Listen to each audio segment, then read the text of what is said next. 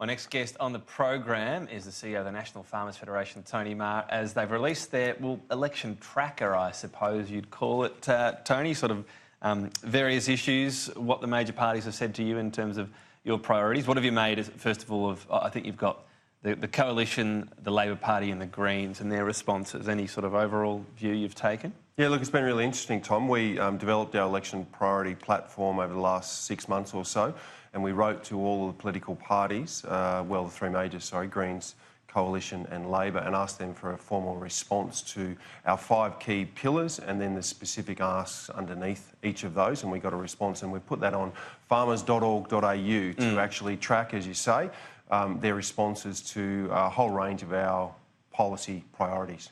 Well, there you go, and anyone interested can jump onto that website. We'll go through a few of the key ones. Fast-track ratification of the Indonesian Free Trade Agreement. Now, Labor, you say, has been a bit unclear on exactly what it would do on this free trade agreement that was reached eventually by the Coalition. Yeah, Indonesia is such an important market and trade is so important for farmers. We export 2/3 of what we produce, so a significant and close market like Indonesia is absolutely critical. That agreement has been completed. It now needs to go through the Parliament swiftly so farmers can take advantage of the reduced tariffs and increased quotas.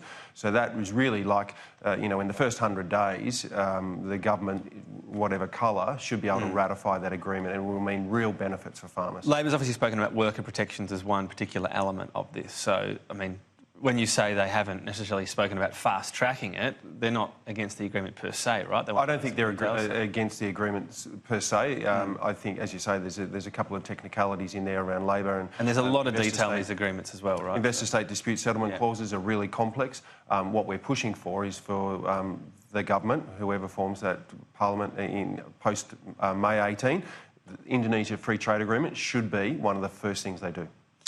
Another one, live trade export, maintaining a sustainable live trade export. I mean, that's an interesting word, sustainable, because Labor's spoken about ending eventually the shipping of sheep to the Middle East, saying this is not sustainable. Yeah, that's right. They've committed to phasing it out over the next 5 years, which we think we should commit to making improvements and maintaining the trade, as you say, in a sustainable way. Absolutely commit to better regulation and reduction in animal welfare incidents like we saw last year.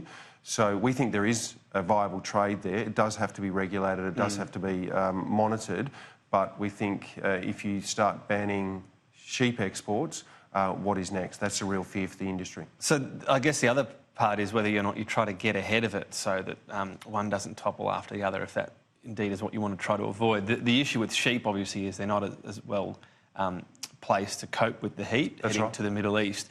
And Labor's essentially saying, well, we don't think it's sustainable. If you want to cut numbers that much and have ships, catering for the animals in a much less density, much lower density, and be cool enough to be in humane conditions, not just surviving, they think maybe companies won't be able to make the money. Is that a possibility? If you really make sure the sheep are in good health and then the ships say, well, we can't make money on this, then you say, well, so be it? Would that be, our approach is if there's adequate and responsible regulations in place, then it's up to the industry to make that choice. If it's uneconomical, then they won't do it, absolutely. But for a government to come in and say we're going to ban this trade, without putting measures in place. The government's made some changes. There needs to be continual change to this. The industry needs to regulate itself, and there needs to be better regulation from government. There's no question about that, but we think the trade is still viable if that happens. But if the animal welfare standards should not be compromised to fit in with business models. So if business eventually says,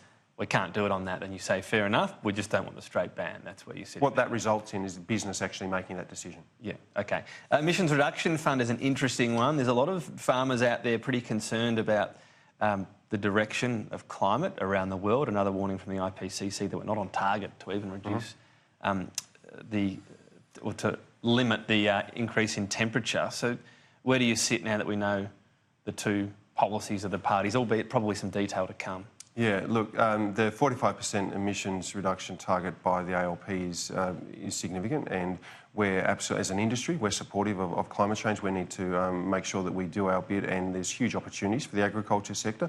I suppose what we're wanting to find out more about is the implications of agriculture being excluded, in this case, from the ALP's targets, should they form government, and what implications from transport, from energy, from other parts of the supply chain that will be passed back to farmers. We've got the neg, obviously, within Labor that it's going to adopt that, and a lot of modelling suggesting getting to 50% for renewables is really not going to be very different to business as usual. So is that a big concern? We were supportive of the neg, and we will remain supportive of it. So overall, what we're looking for is real certainty on this policy, on energy policy and climate change policy. So, we were supportive of the neg, and should a government come in and resurrect that, then we'll continue to talk and support it. The broader sort of cap and trade that we could see, obviously with the emissions safeguard level under Labor, sort of adopting what the coalition was going to go down. Could you actually see a lot of opportunities for agriculture? I know we've spoken about red meat going carbon neutral by 2030. I mean, if they do that, they could be trading off those emissions to other industries and being a lot more profitable. There's a lot of opportunity for agriculture when we talk about the sequestration and emissions reduction, absolutely. What we don't want to see is sort of locking up land unnecessarily, but we think there's the right balance between allowing farmers to engage in and apply the methodologies, and that's where it gets quite technical around the methodologies, whether that's for animals or horticulture or... And carbon farming you're talking about. So does this get to land clearing and any it does, concerns you might have about what Labor... And methodologies that allow for that and provide for that. So there could be potentially an income stream for farmers on marginal land where they put up forest plantations, and that would be at the farmer's choice. But that could be a way to do a couple of things, reduce emissions from that operations, but also provide an alternative income stream.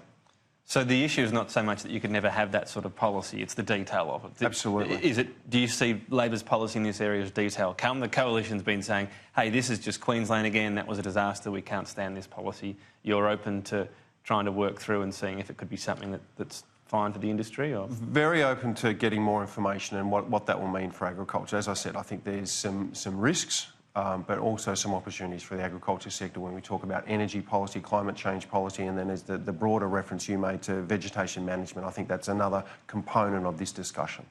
Another one listed is bipartisan support for the Murray-Darling Basin Plan. So Labor removing the cap on water buybacks, recommencing buybacks. A lot of people out there would say, well, do the river systems not need this right now?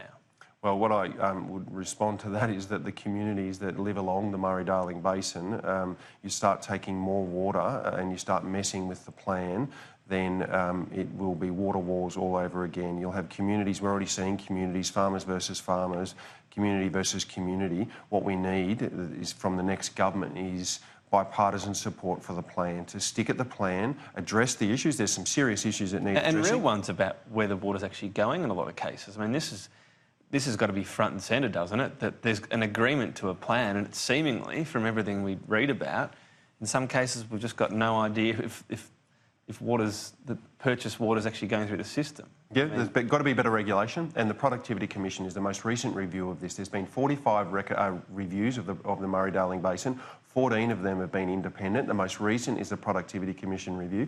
In there, I think it's about 35 recommendations that they provide. They will go a long way towards addressing some of these concerns, and that, for us, is what the next task is for the government coming in post-May 18. And how does that fix the issue? If we look at right now, farmers concerned they're going to lose water, obviously people concerned that the Murray-Darling system itself is struggling. Is it a case that if they're applied properly, people that are rorting it, taking water when they shouldn't be, not accounting for it properly, if that's all going through the system again, then you have a solution? Is that what you're saying? It's not as simple as that, because it is such a complex river system and such a complex arrangement we've got 6 governments actually administering this plan. So there's no question about regulation. So if people are doing the wrong thing, they need to be identified and removed from the system. We just can't have people rorting the system. Regulation's got to be paramount. Got to have confidence in the regulatory system, but we've got to have confidence in the plan delivering the outcomes, and that is outcomes for farmers and communities, outcomes for the environment, definitely, and outcomes from a social perspective. Tony Mahar, a few interesting areas there. People can log on and see the view of the NFF. Thanks for your time. Thanks, Tom.